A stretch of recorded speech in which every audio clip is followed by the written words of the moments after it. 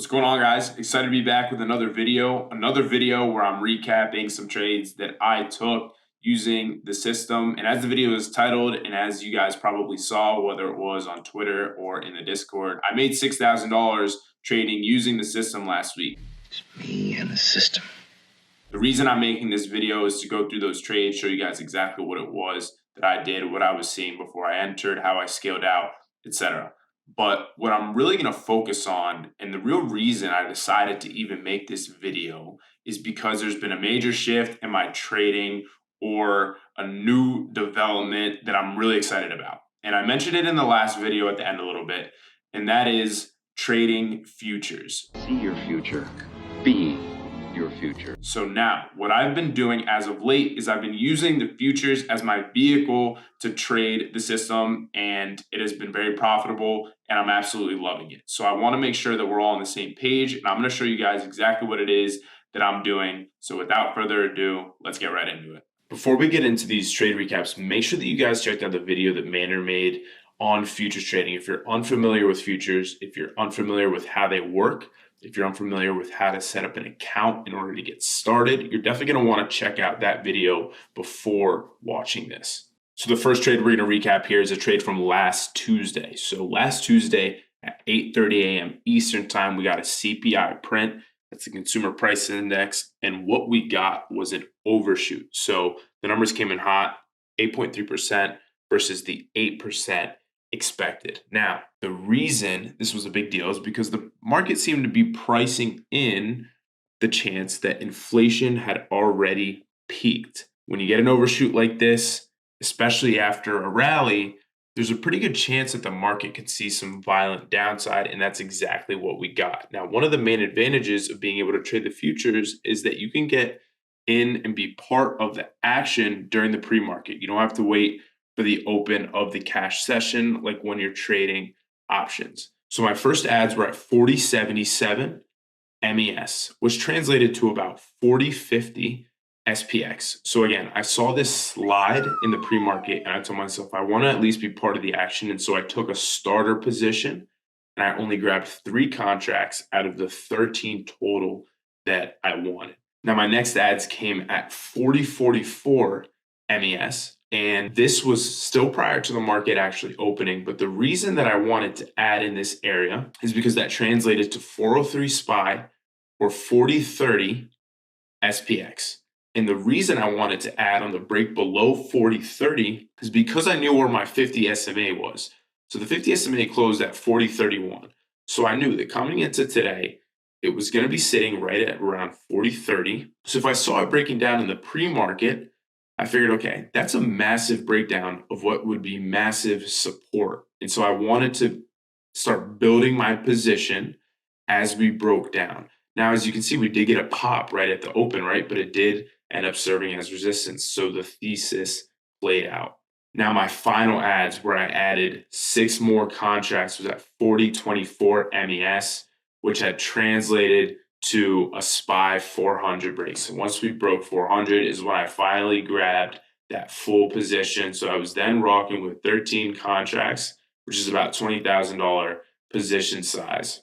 So there's a lesson to be learned here, and that's averaging into winners or adding to winning positions. So typically what you think is you add a starter, okay, or you add a position, and when it starts to go your way, your brain immediately starts telling you, take some off, take some off, take some off.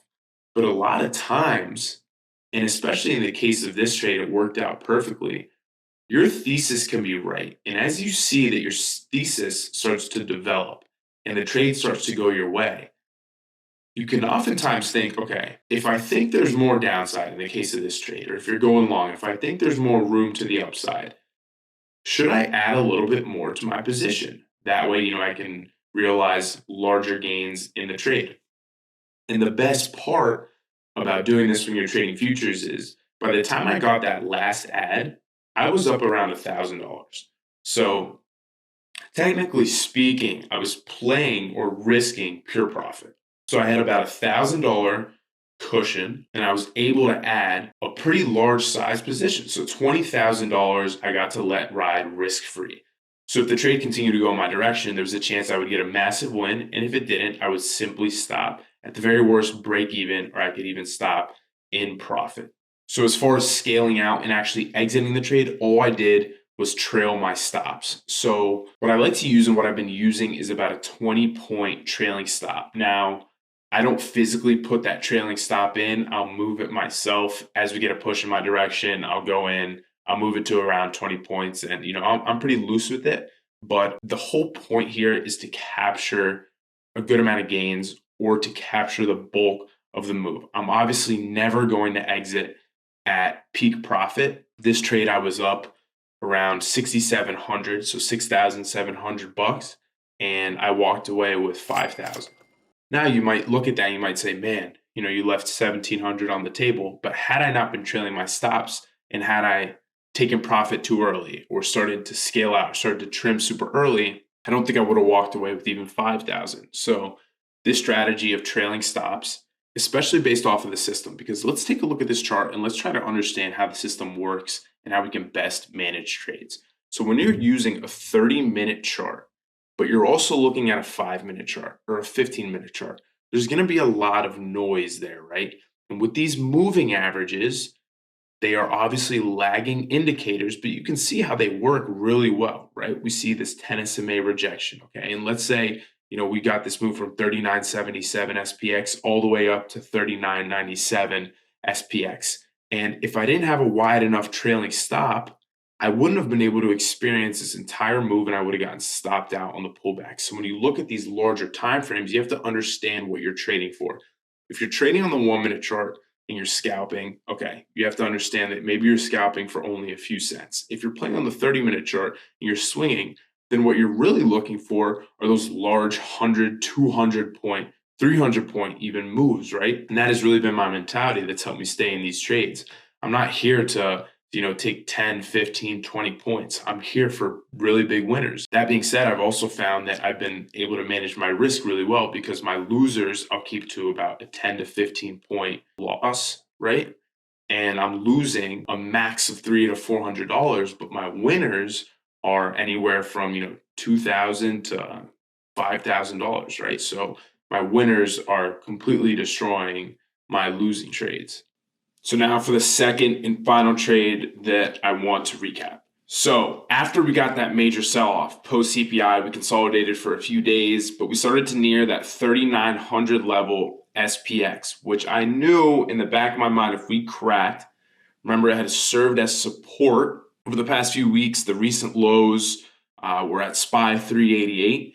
So I told myself, if we can crack that SPX 3,900, we could see a pretty fast move down to 3,800, but we weren't exactly sure when that would happen. So this was a trade in anticipation of a larger break. So I added my first contracts, my first MES on the break of the 10 SMA here. So this was last Thursday, okay? And that translated to an add at 39.37. So basically we got a break below the 10 SMA, and then I waited for a little pullback on the 5-minute chart. This is MES here, okay? And once we got that pullback, I added. Again, this was in anticipation of a potential 3,900 SPX break. So those were my first adds.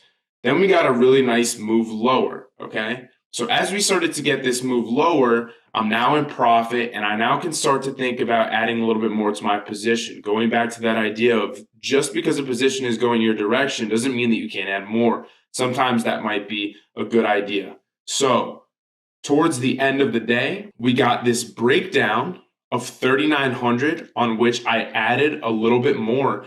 And what was actually tricky about this trade is that it was a false breakdown. So we came all the way down to SPX 3890 and bounced into the close. So I actually added, unfortunately, at the bottom of this move.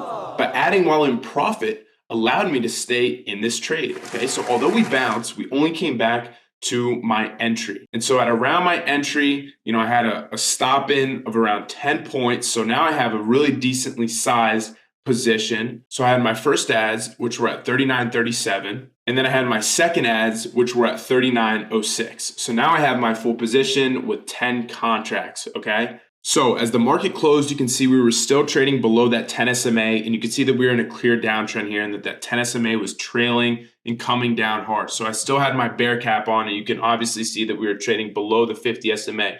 So the system is telling us not to be long. So I really liked how I was positioned. Again, I was going to keep that 10-point stop if the trade did continue to go against me, but it didn't. It actually worked in my favor really nicely. So if we go over to the MES chart, this is actually when the market closed. So the cash session closes here, and then in after hours, we started to sell off really hard.